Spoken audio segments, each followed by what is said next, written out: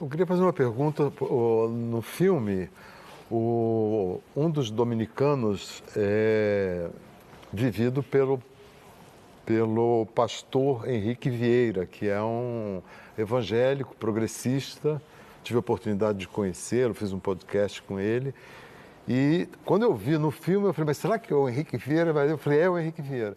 E então, é um evangélico vivendo um sacerdote católico, enfim, e tem alguns significados nisso, né, que ecoaram um pouco na minha cabeça. Eu queria que você falasse um pouco sobre essa questão também dos evangélicos, né, que tanto apoiaram o Bolsonaro e que hoje a gente vê que não é um bloco monolítico, né? Nós precisamos de pessoas como Henrique Vieira. O campo evangélico é um campo muito amplo.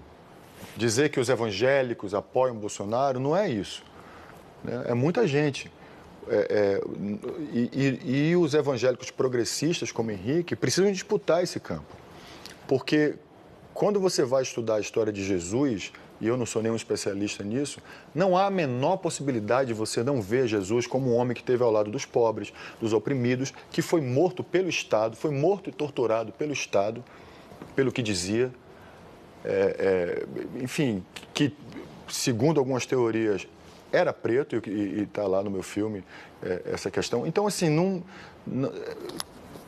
esse tipo de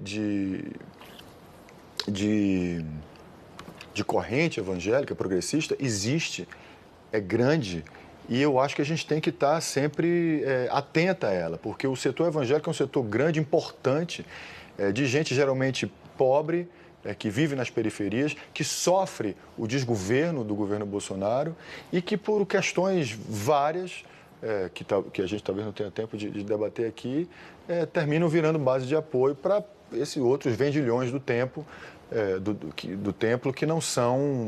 que não honram a história de Jesus. Eu tenho muito interesse pelo personagem de Jesus Cristo, do Jesus histórico. E Henrique me ensina muito sobre isso. De novo, no meu filme, eu não trouxe apenas grandes artistas. Eu sempre tive na minha cabeça que eu tinha que trazer pessoas que pensassem o Brasil e que pensassem o filme junto comigo. E Henrique foi uma dessas pessoas.